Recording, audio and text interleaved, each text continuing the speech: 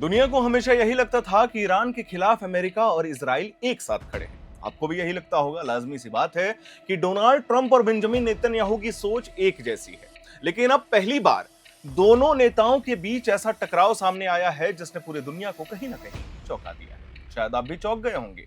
एक तरफ इजराइल चाहता है कि ईरान पर लगातार हमला, तेहरान को पूरी तरीके से झुका दिया जाए और युद्ध तब तक जारी रहे जब तक ईरान का न्यूक्लियर और सैन्य नेटवर्क खत्म ना हो जाए। लेकिन वहीं दूसरी तरफ अमेरिका के राष्ट्रपति डोनाल्ड ट्रंप अचानक रुकते हुए दिखाई दे रहे हैं। ट्रंप अब युद्ध नहीं बल्कि डील की बात कर रहे हैं कि सेटलमेंट हो जाए।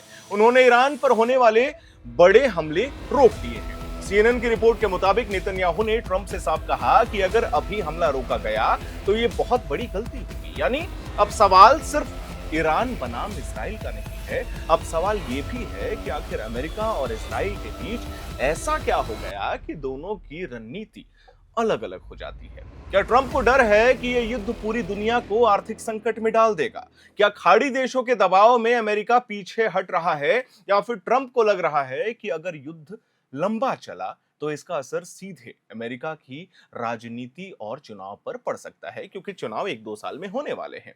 इस समय मामला सिर्फ मिसाइलों का नहीं, मामला तेल का है, हॉर्मुज स्ट्रेट का है, दुनिया की अर्थव्यवस्था का है। और शायद इसी वजह से अब अमेरिका और इजराइल के बीच पहली बार इतनी बड़ी दरार दिखाई दे रही है। कौन किसके कंधे पर बंदूक चला रहा है पता नहीं। दरअसल सीएनएन की रिपोर्ट के मुताबिक अमेरिकी राष्ट्रपति डोनाल्ड ट्रंप और इजराइल के प्रधानमंत्री बेंजामिन नेतन्याहू के बीच ईरान युद्ध को लेकर करीब 1 घंटे तक फोन पर बातचीत हुई। इस बातचीत में नेतन्याहू ने साफ कहा कि ईरान पर दबाव कम करना और हमले रोकना एक रणनीतिक गलती होगी। उसका मानना है कि अगर अभी ईरान को राहत मिली तो वो फिर से युद्ध को मजबूत कर लेगा। लेकिन दूसरी तरफ ट्रंप फिलहाल युद्ध को सीमित रखना चाहते हैं और बातचीत के जरिए समझौते की कोशिश कर रहे हैं। रिपोर्ट्स के मुताबिक अमेरिका ईरान पर एक बड़े टारगेटेड ऑपरेशन की तैयारी कर रहा है जिसका नाम है ऑपरेशन स्लेजहैमर।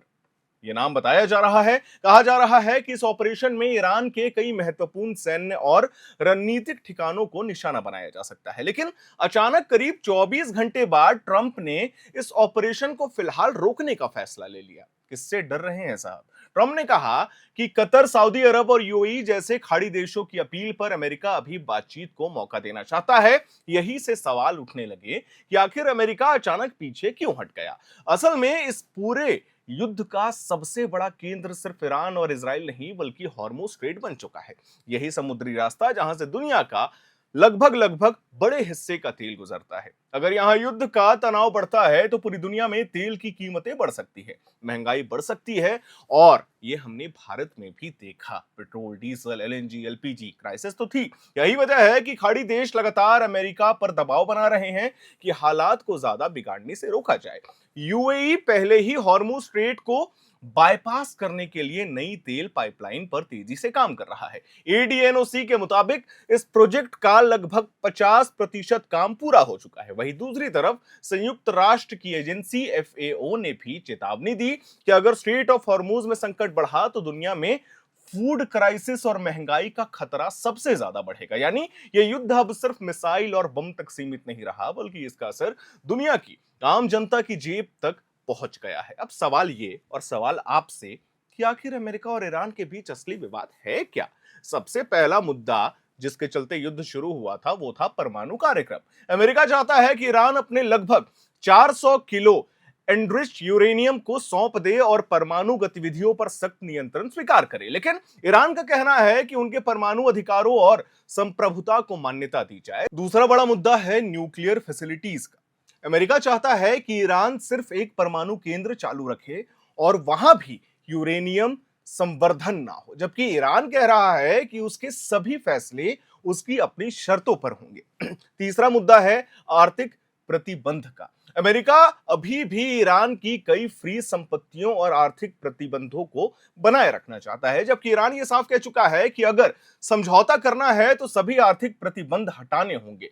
चौथा मुद्दा युद्ध से हुए नुकसान का मुआवजा है। ईरान चाहता है कि उसे नुकसान की भरपाई मिले, लेकिन अमेरिका चाहता है कि ईरान ये मांग छोड़ दे। और पांचवा सबसे बड़ा मुद्दा है स्ट्रेट ऑफ हॉर्मुज। अमेरिका चाहता है कि इस क्षेत्र में उसका दबदबा कायम रहे, जबकि ईरान हॉर्मुज पर अपनी संप्रभुता को मान्यता दिलाना चाहता है। इसी बीच अमेरिका के भीतर भी इस युद्ध को लेकर मतभेद बढ़ने लगे हैं।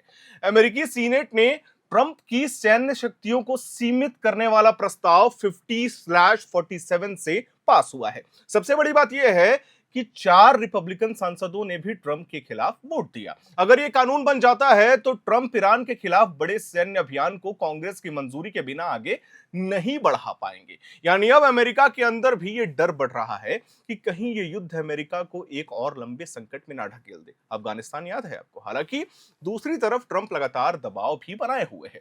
यूएस कोस्ट गार्ड एकेडमी में ट्रंप ने यह दावा किया कि ईरान की नौसेना और वायुसेना लगभग खत्म हो चुकी है। उन्होंने कहा कि अब सवाल सिर्फ इतना है कि अमेरिका आगे पूरी कार्रवाई करेगा या ईरान समझौता करेगा। यानी एक तरफ ट्रंप बातचीत की बात कर रहे हैं, लेकिन दूसरी तरफ लगातार शक्ति प्रदर्शन भी सामने तो दिख रहा है। वहीं ईरान भी लगातार ये दिखाने की कोशिश कर रहा है कि हम जो है वो कमजोर नहीं पड़ना चाहते।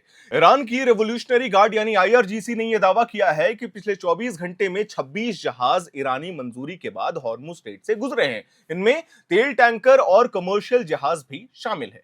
यह दावा करके ईरान दुनिया को यह संदेश देना चाहता है कि हॉर्मुज पर उनका प्रभाव अभी भी कायम है। किंग्स कॉलेज लंदन के एक्सपर्ट्स रॉब गीस्ट पिनफोर्ड का यह कहना है कि फिलहाल कोई भी पक्ष खुलकर युद्ध नहीं चाहता, लेकिन सभी ये जरूर दिखाना चाहते हैं कि जरूरत पड़ने पर वो फिर से लड़ाई शुरू कर सकते हैं और कभी भी शुरू किया जा सकता है। उनके मुताबिक ईरान को यह लग रहा है कि लंबी बातचीत में उसकी स्थिति और मजबूत हो रही है।